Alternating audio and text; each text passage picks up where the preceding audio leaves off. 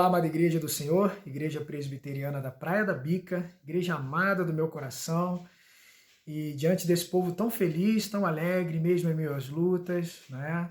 Nós estamos aqui juntos nesta reunião de oração, dirigida pelos jovens nesta ocasião, e que é bênção para as nossas vidas, né? Nós louvamos a Deus por estarmos reunidos e cumprindo a finalidade da Igreja do Senhor, mesmo à distância, mesmo com todas essas condições novas que nenhum de nós está acostumado, né? Estamos nos reinventando para continuarmos pregando o Evangelho e a palavra do Senhor, né? Hoje eu quero então compartilhar com os irmãos, e hoje eu estaria até fugindo um pouco daquele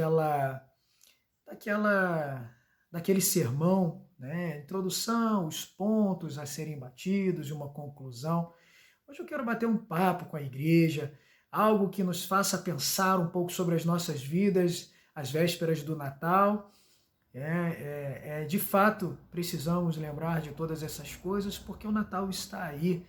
E quando nós tratamos das coisas concernentes à nossa vida, tudo é muito ordinário, tudo é comum aos nossos olhos. Mas quando pegamos estas coisas e direcionamos para Jesus, nós percebemos que Jesus é extraordinário, ele não segue esta ordem padrão que nós estamos acostumados.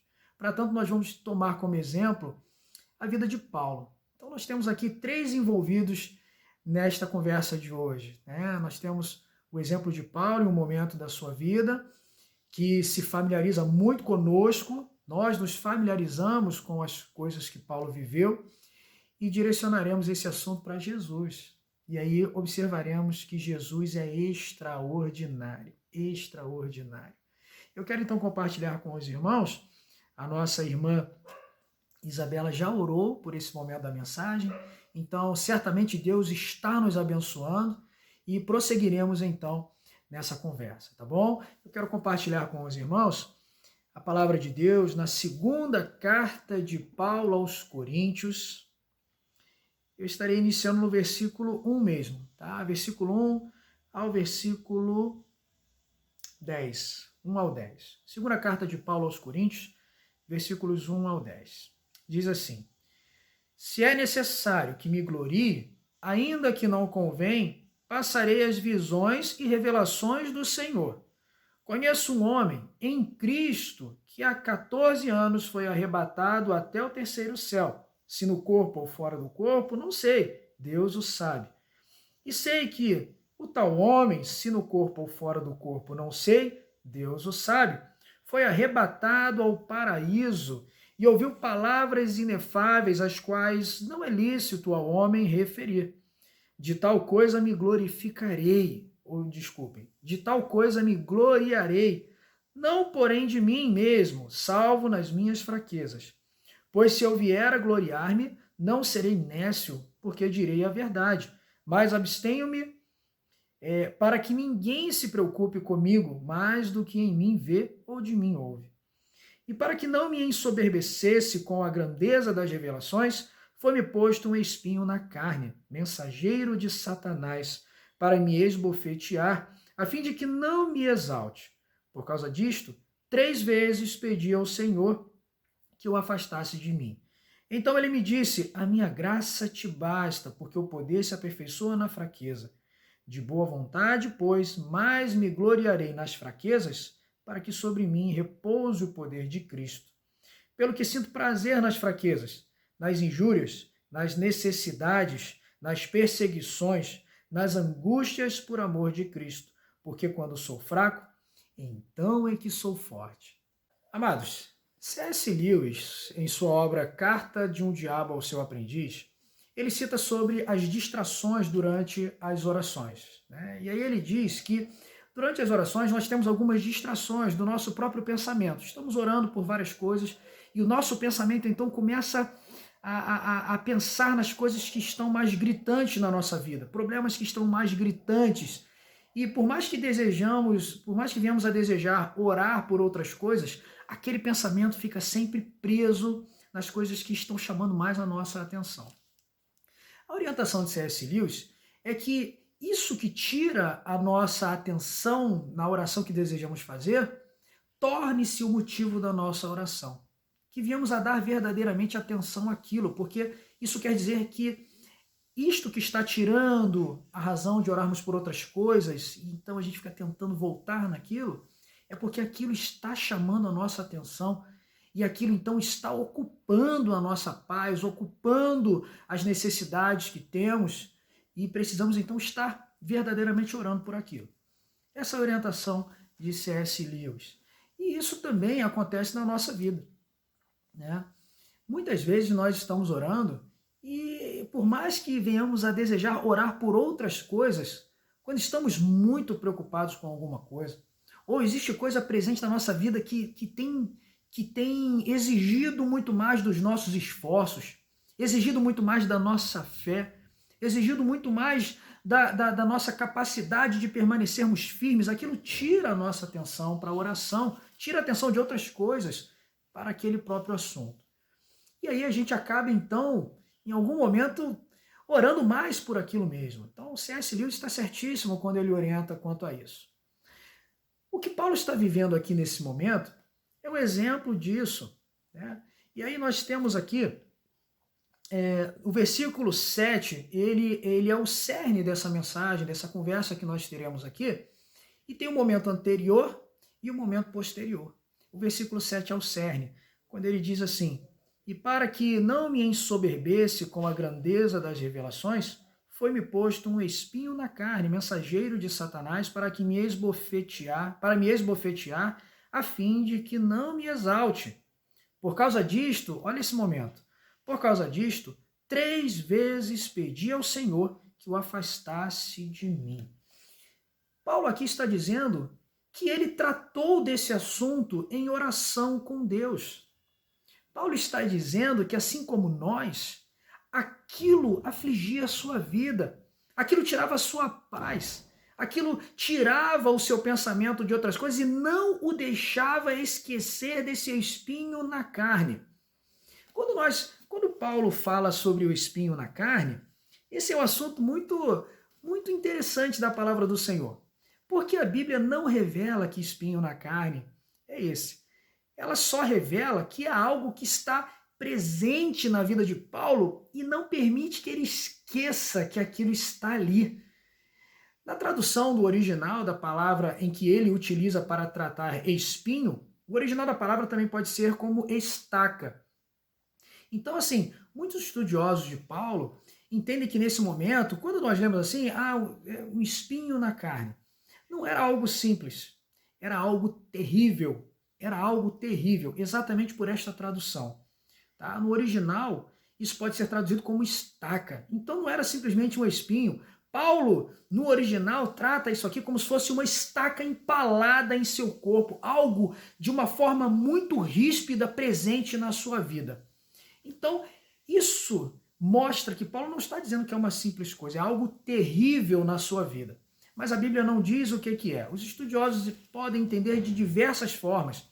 Né? Uns acham que era um problema emocional de Paulo, muitos outros acham que era um problema em que demônios afligiam a sua vida, muitos entendiam que era um problema físico, talvez uma cegueira ou epilepsia. Né? Eu estou só passando, claro que cada motivo desse, cada pensamento do que pode ser esse espinho na carne de Paulo, existem embasamentos bíblicos, tá? Mas nós não vamos entrar nesse assunto, eu estou aqui apenas citando que podem ser muitas dessas condições, esse espinho na carne que Paulo fala, tá bom? Mas o fato é que todos nós nos assemelhamos com essa condição que Paulo vive.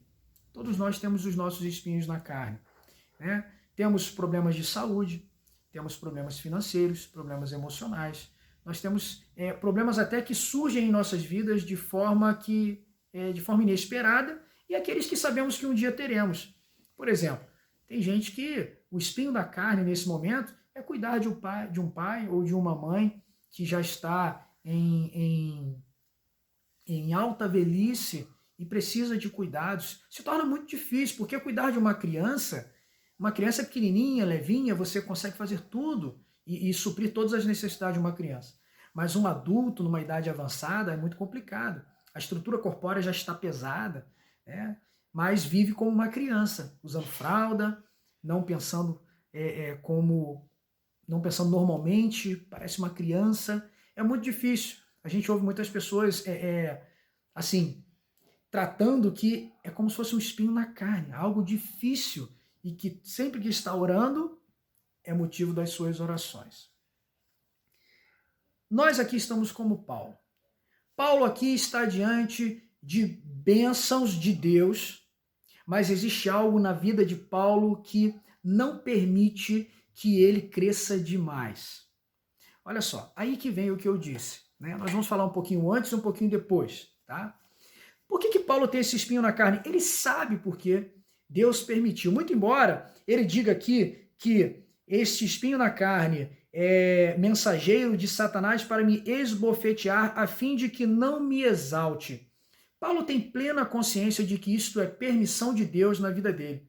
Ainda que ele tenha tratado que tenha sido mensageiro de Satanás, né, como Jó, que foi permissão de Deus Satanás tocar na estrutura física de Jó, sem tirar a sua própria vida, tá? Paulo afirma aqui que é um mensageiro de Satanás, mas ele tem pleno conhecimento de que isto é permissão de Deus. Porque o que mais Satanás quer é que nós sejamos soberbos. O que mais Satanás quer é que a gente tire a glória de Deus e coloque para nós, né? E nós somos pessoas abençoadas. Nós somos pessoas que, ao conhecermos Jesus, o nosso Salvador, a nossa vida é transformada. Bênçãos sem medida são derramadas sobre nós. Deus nos sustenta em amor. E Paulo era um homem que tinha uma profunda intimidade com Deus. Profunda intimidade com Deus. Querem ver? No versículo 1 do capítulo 2, olha o que ele começa dizendo. Se é necessário que me glorie, ainda que não convém, porque ele entende que não convém ser gloriado, não se gloriar nas suas próprias atitudes, ainda que ele diga que não convém, mas ele diz, se é necessário, passarei às visões. Que visões? Paulo tinha muitas visões com Deus. Olha só. Atos capítulo 16, versículo 9. Olha só.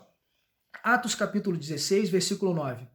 À noite sobreveio a Paulo uma visão, na qual um varão macedônio estava em pé e lhe rogava, dizendo, passa a Macedônia e ajuda-nos. Assim que teve a visão, imediatamente procuramos partir para aquele destino, concluindo que Deus nos havia chamado para lhes anunciar o Evangelho. Atos capítulo 18, versículo 9. Olha só, Atos capítulo 18, versículo 9.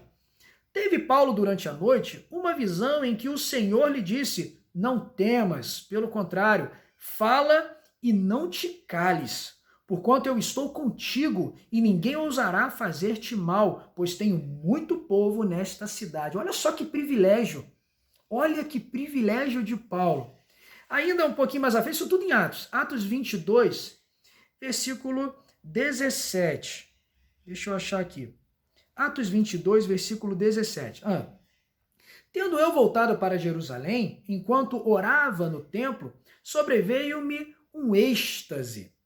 E vi aquele que falava comigo, apressa-te e sai logo de Jerusalém, porque não receberão o teu testemunho a meu respeito. Eu disse, Senhor, eles bem sabem que eu encerrava em prisão e nas sinagogas, açoitava os que criam em ti. Olha que intimidade. Deus falava com Paulo. Ainda mais um aqui, só para que confirme o que nós estamos falando. Atos 26, 13 a 15. Atos 26, 13 a 15. Olha o que diz.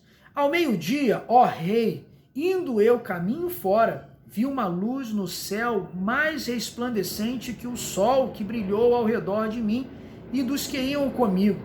E caindo todos nós por terra, ouvi uma voz que me falava em língua hebraica, Saulo, Saulo, por que me persegues? Dura coisa é recalcitrares contra os aguilhões. Então eu perguntei, quem és tu, Senhor? Ao que o Senhor respondeu, eu sou Jesus, a quem tu persegues. Mas levanta-te e firma-te sobre teus pés, porque por isto te apareci, para te constituir ministro e testemunha tanto das coisas em que me viste, como daquelas pelas quais te aparecerei ainda. Gente, olha que privilégio na vida de Paulo. Olha que privilégio. Deixa eu voltar lá para onde eu estava. Paulo tinha conhecimento que o seu chamado era grandioso. Paulo tinha conhecimento desse chamado maravilhoso, dessa intimidade profunda com Deus. Nós também somos escolhidos pelo Pai para sermos usados. É isso que nós precisamos entender. Só que o que ocorre é que muitas vezes, quando nós estamos bem, está tudo bem, nos sentimos abençoados, nos sentimos grandiosos na presença de Deus, isso pode se tornar uma soberba em nossos corações. Podemos ensoberbecer com essa condição de privilégios e bênçãos. Agora, vocês imaginem, nós que em nossas vidas, né, não temos tamanho privilégio como o de Paulo, se muitas vezes nós nos ensoberbecemos, se muitas vezes nós começamos a nos sentir superiores, quem dirá Paulo, não é? Então, queridos, eu quando estava saindo do seminário, terminando o seminário, um pastor veio dizer para mim, cuidado com a soberba. Eu falei, poxa, vou te explicar. Você agora está saindo humilde do seminário. Quando você começar a entender melhor a teologia bíblica, entender melhor os assuntos da Bíblia, quando você começar a pregar melhor, quando você se sentir mais à vontade no púlpito, talvez você se torne uma pessoa soberba. Vigie sobre isso, não permita que isso aconteça. Porque os planos que Deus tem para você, ele falou assim para mim, os planos que Deus tem para você precisam que você seja uma pessoa humilde, como todo pastor precisa ser uma pessoa humilde. E depois que eu ouvi essas coisas, durante muitos sermões que eu trago a mensagem para a igreja, já tem até um tempo que eu não faço isso, mas eu gosto de fazer, para não me tornar repetitivo. Mas muitos sermões eu começo dizendo que Deus nos abençoe, né? Eu aqui sou apenas um mensageiro do Senhor. A figura do mensageiro, é bom a gente relembrar, a figura do mensageiro da palavra de Deus, muitas vezes, né, o pastor sobe ali, vai pregar, mas ele é um mensageiro. E o mensageiro na história da humanidade, ele era um serviçal. Ele era o menor de todos. Ele não era um grande guerreiro que estava na linha de frente combatendo. Ele não era um dos maiorais fazendo o que tinha que fazer. Ele era aquele que ninguém percebia. Ele era aquele que as atenções não estavam voltadas para ele. Aí o rei, o grande rei, mandava o mensageiro, toma, leva esse pequeno papel até tal lugar. Era um homem insignificante, com uma pequena importância pessoal, mas o que ele levava nas suas mãos ou na bolsa era algo grandioso. Às vezes era uma mensagem que definiam guerras, definiam vidas. Mas as atenções não estavam para ele, as atenções estavam para a mensagem. Ele não podia morrer porque senão a mensagem não chegava, a vida dele pouco importava. E eu coloquei isso no meu coração. Aquele que sobe no púlpito para pregar o evangelho, ele é o menor. Ele é aquele que está ali levando uma mensagem do grande rei. Uma mensagem que pode definir vidas. Esse era o trabalho de Paulo. E Deus não queria que Paulo, de forma nenhuma, se ensoberbecesse pelo privilégio que Deus estava derramando sobre a vida de Paulo. Nós lemos aqui em Atos quantos momentos de intimidade e muitos outros. Quantos momentos de intimidade nós temos com Deus? Quantas vezes percebemos a poderosa e maravilhosa mão de Deus nas nossas vidas? Só que se nós não tivermos cuidados, nós nos sentimos privilegiados demais, a ponto de nos acharmos que somos mais especiais do que outras pessoas. Talvez por uma questão financeira, e a palavra de Deus nos diz que a questão financeira é um problema, porque muitas pessoas se ensoberbecem com isso. A questão talvez de uma boa saúde, enquanto outros têm uma saúde mais precária. De forma nenhuma essas coisas podem subir em nossas vidas. O fato é que Deus tem um plano para mim e para você, um projeto para mim e para você. E nós somos usados assim como Paulo. Então perceba como a nossa vida se assemelha muito com a de Paulo. E se assemelha também nesta parte. Porque, olha o que Paulo diz. Conheço um homem em Cristo que há 14 anos foi arrebatado até o terceiro céu. Tá? Isso aí no versículo 2. Este homem, conheço um homem, ele está falando dele mesmo. mas ele não queria que a atenção fosse voltada para si próprio, porque ele ia contar aqui um grande privilégio. Então ele preferiu usar um homem.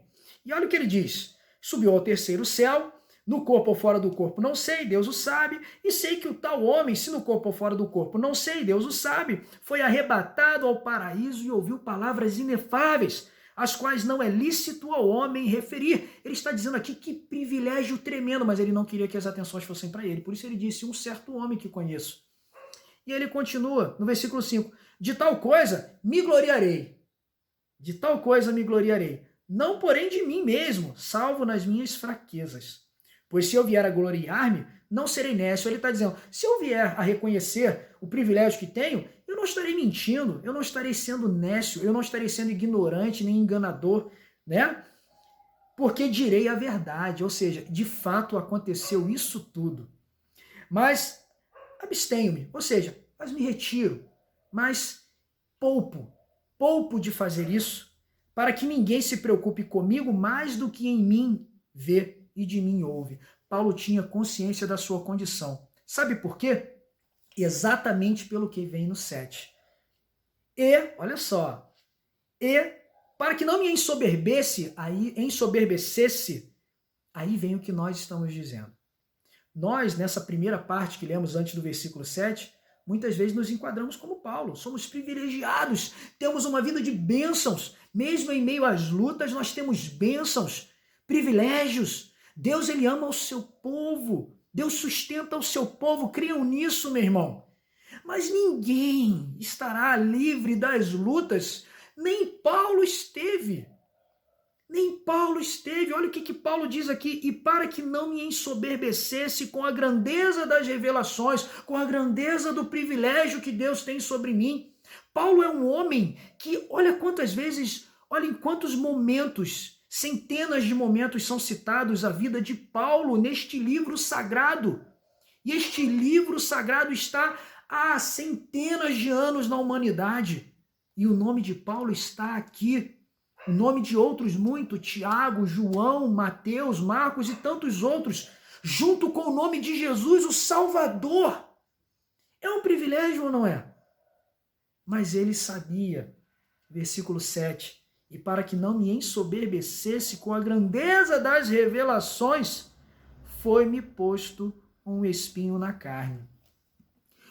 Olha o que Paulo quer dizer com as revelações. Gálatas capítulo 1, só virar umas 2 páginas. Gálatas capítulo 1, no versículo 11 e 12, olha o que diz. Faço-vos, porém, saber, irmãos, que o evangelho por mim anunciado não é segundo o homem, porque eu não recebi nem o aprendi de homem algum, mas mediante a revelação de Jesus Cristo. Gálatas capítulo 2, versículo 2. Subi em obediência a uma revelação e lhes expus o evangelho que prego entre os gentios, mas em particular aos que pareciam de maior influência, para que de algum modo não correr ou ter corrido em vão. Olha só, são muitos os privilégios de Paulo.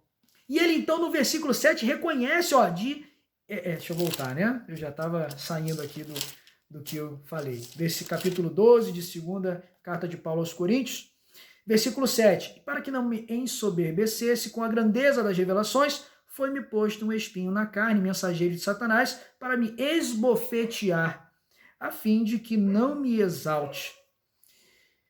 Paulo não podia de forma nenhuma se tornar soberbo pelo privilégio que ele tinha. Então, Deus permitiu que Paulo tivesse um grande sofrimento marcando a sua vida, porque esse sofrimento fazia com que ele permanecesse de pés no chão. E é o mesmo sofrimento em nossas vidas que Deus permite que aconteça para que nós possamos permanecer com nossos joelhos no chão. Não podemos crescer mais do que Deus quer para nós. Não podemos crescer mais do que os planos de Deus determinam, porque se assim for, tiraremos a glória de que é de Deus e colocaremos em nós. E nós não merecemos nada. Eu costumo aqui em casa orar com a minha família, e eu digo isso praticamente todos os dias. Nas minhas orações com as crianças, com a minha esposa, eu falo: Senhor, muito obrigado por tudo que temos, porque é muito mais do que precisamos e é muito mais do que merecemos. Porque se formos olhar, querido, nós não merecemos nada. Paulo nem merecia, Paulo foi perseguidor. Paulo pediu para ser perseguidor, mas Deus veio e tirou Paulo daquela condição e grande obra Deus fez na vida de Paulo, a ponto de usá-lo extremamente. Então, queridos, agora em diante, diz assim, por causa disso, 3 vezes pedi ao Senhor, nossos espinhos são motivo das nossas orações. Nós oramos a Deus porque nós queremos as bênçãos, mas os espinhos nós oramos para Deus retirar. Igual a Paulo. Paulo fez isso e ele declarou isso aqui, né? No 8, por causa disso, 3 vezes pedi ao Senhor que o afastasse de mim. Paulo orou a Deus para que esse espinho fosse retirado dele. Como nós, situações ordinárias da vida, situações, questões de ordem, questões de cuidado de Deus. Entendam que o que vem agora reflete também nas nossas vidas. Olha a resposta de Deus para Paulo. Então ele me disse, a minha graça te basta, porque o poder se aperfeiçoa na fraqueza. Algumas pessoas, ao ler essa palavra, acham que, ao continuar, de boa vontade, pois, mais me gloriarei nas fraquezas, mas percebam que aqui tem um ponto final. Paulo, ele encerra o que Deus falou com ele e começa a reconhecer que ele tem esse entendimento na vida dele. Olha só. Então ele me disse, a minha graça te basta, porque o poder se aperfeiçoa na fraqueza. Ponto. Aí Paulo começa então a reconhecer que isso é importante na vida dele. De boa vontade, pois, mais me gloriarei nas fraquezas, para que sobre mim repouse o poder de Cristo. Pelo que sinto prazer nas fraquezas, nas injúrias, nas necessidades, nas perseguições, nas angústias, por amor de Cristo. Porque quando sou fraco, então é que sou forte. Paulo entende que esse espinho na carne é um espinho de amor e não algo que foi feito para produzir sofrimento na vida de Paulo, a ponto de ele se sentir enfraquecido, humilhado e então ele entrar numa depressão profunda de forma nenhuma. O que Paulo declara aqui para nós, e é um aprendizado e uma necessidade para todos nós, é que nós venhamos a entender que os espinhos que Deus permite em nossas vidas, de igual modo, são para que nós não venhamos a nos ensoberbecer, para que nós não venhamos a ter somente as bênçãos, mas que vejamos a necessidade de permanecermos em Cristo, o nosso Salvador. E é o momento oportuno de pensarmos tudo isso, pois estamos às vésperas do Natal. Porque nós oramos ao Senhor. E quando nós clamamos ao Senhor, Deus pode responder como respondeu para Paulo. A minha graça te basta. Ou seja, ele falou assim, ó, eu não vou tirar esse espinho, porque a minha graça te basta. E Deus fala isso para Paulo, e aí nós precisamos agir como Paulo.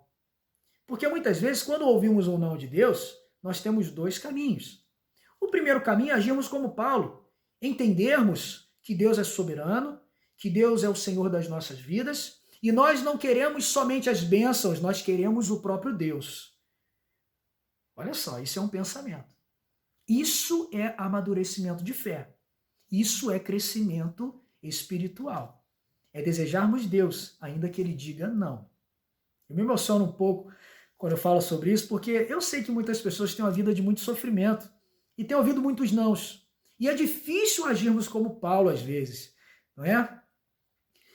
Mas poderemos ter uma outra postura, aquela postura de sentirmos raiva em nosso coração, sentirmos o desejo de murmurarmos porque Deus disse não. E aí, queridos, infelizmente, fazemos a vontade de Satanás, que é não desejarmos o Deus da bênção, mas desejarmos somente as bênçãos. Percebam, muitas vezes nós somos enganados pelo nosso próprio coração de desejarmos somente as bênçãos. Somente as bênçãos. Deus, eu quero bênçãos. E quando vem os sofrimentos, nós pedimos não só 3 vezes, como Paulo disse, nós pedimos muito mais e muito mais e muito mais. E quando Deus diz não, nós precisamos agir como Paulo. Precisamos agir sim como Paulo. Isso é uma questão de ordem, é uma questão de organização do universo. Deus organizou as coisas assim para que nós venhamos a estar sempre precisando de Deus. Exatamente, porque se não fosse assim na vida de Paulo, até ele é um homem com grandes experiências com o Pai, até ele sabe que ele, sendo homem pecador, poderia se ensoberbecer. Quem dirá nós? Quem dirá nós que não tínhamos isso tudo que Paulo tinha? É de se admirar o que Paulo está dizendo aqui. É de se admirar. Mas quando Deus diz aqui, e agora para que a gente vá finalizando, quando Paulo diz aqui que Deus disse a ele, a minha graça te basta, Deus tem autoridade para dizer isso.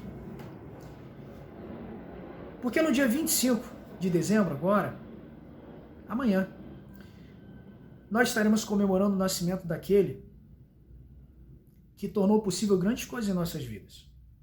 E aí eu direciono, e no início da conversa eu falei, nós nos assemelhamos muito à vida de Paulo, porque Paulo era homem como nós, tão pecador quanto nós, recebendo grandes bênçãos como nós, perigando de se tornar soberbo como nós, e necessitando que o tempo todo receba um espinho de amor, porque o espinho que Paulo recebeu, como eu já falei, não era um espinho para fazê-lo sofrer, mas era para que ele permanecesse no caminho que Deus queria.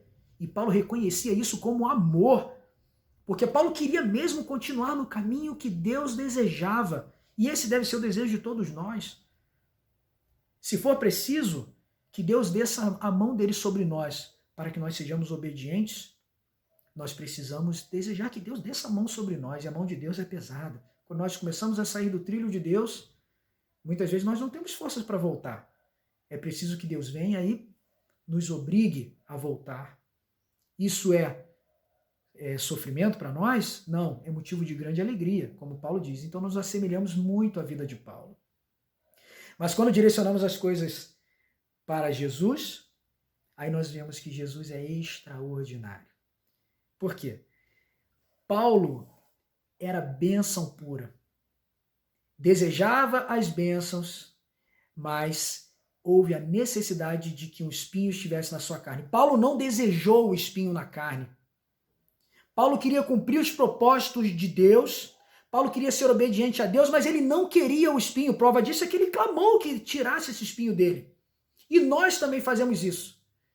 Mas no dia 25 de dezembro, amanhã, nós estaremos comemorando o nascimento. Lógico, comemoração simbólica, não é o dia que ele nasceu, como eu já falei em outras mensagens.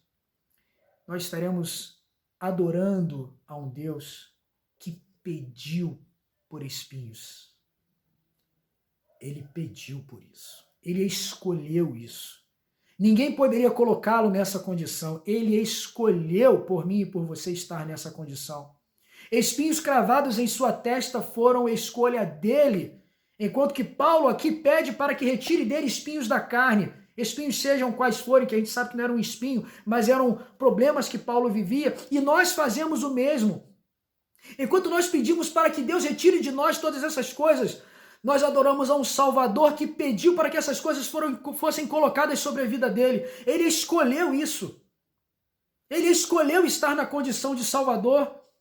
Ele escolheu ser escorraçado, ele escolheu ser humilhado. Ele escolheu esvaziar-se da sua própria glória e viver como homem aqui entre nós. Ser humilhado e crucificado, ele escolheu. Paulo precisava de um espinho na carne para que não recebesse a glória que não é dele. Nós, muitas vezes, precisamos estar de joelhos diante de Deus para não recebermos uma glória que não é nossa. Jesus escolheu o sofrimento exatamente para receber a glória que é dele, para ser exaltado por algo que ele merece. Ele é o nosso Salvador. Então, esse momento da vida de Paulo, quando colocamos na nossa vida, nós nos familiarizamos muito com Paulo. Mas quando direcionamos para Jesus, é algo extraordinário.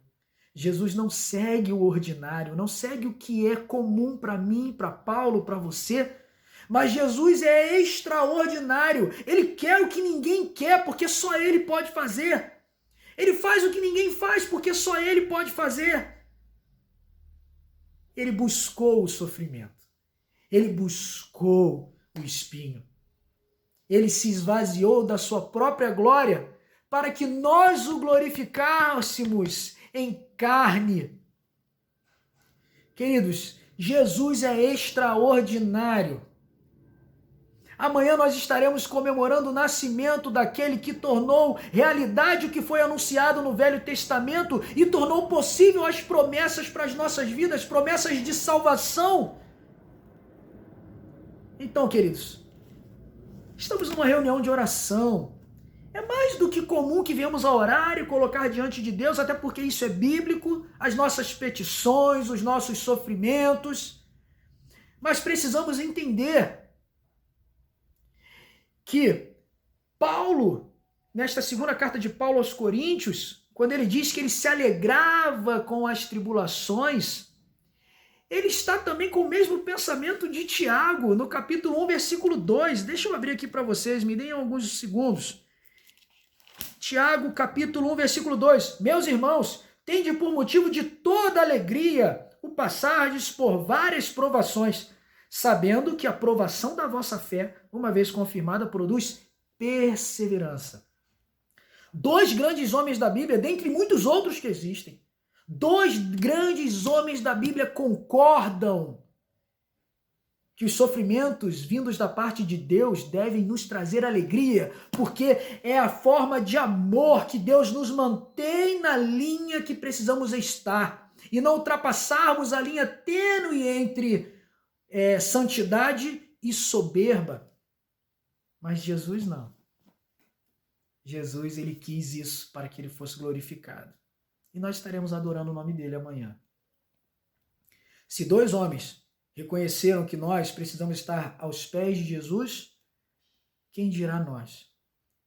E quando nós orarmos clamando para que os espinhos sejam retirados, podemos ouvir sim, a minha graça te basta. E isso deve nos trazer reconhecimento de que isso é possível e Deus pode sim falar isso, exatamente porque Jesus morreu naquela cruz por mim e por você. Nós precisamos reconhecer que nenhum dos nossos sofrimentos é maior do que a bondade da graça da salvação. Até porque, queridos, não esqueçam, nós estamos aqui de passagem. Aquele que crê em Jesus está aqui de passagem. É certo que um dia estará na glória eterna. Estamos aqui de passagem, isso tudo é passageiro, queridos. Por isso que ele fala, minha graça te basta. Porque tudo que tens na terra é passageiro, mas a graça e a glória de Deus é eterna no reino celestial. Não podemos esquecer disso. Por isso temos espinhos, para que não possamos esquecer, para que sejamos incapacitados de crescermos mais do que Deus deseja para nós. Queridos, guarde essa palavra no seu coração. Compartilhe esta palavra no dia de Natal, reconhecendo a grandiosidade daquele que nasceu, morreu e ressuscitou por mim e por você. Boas festas a todos e que Deus nos abençoe grandemente.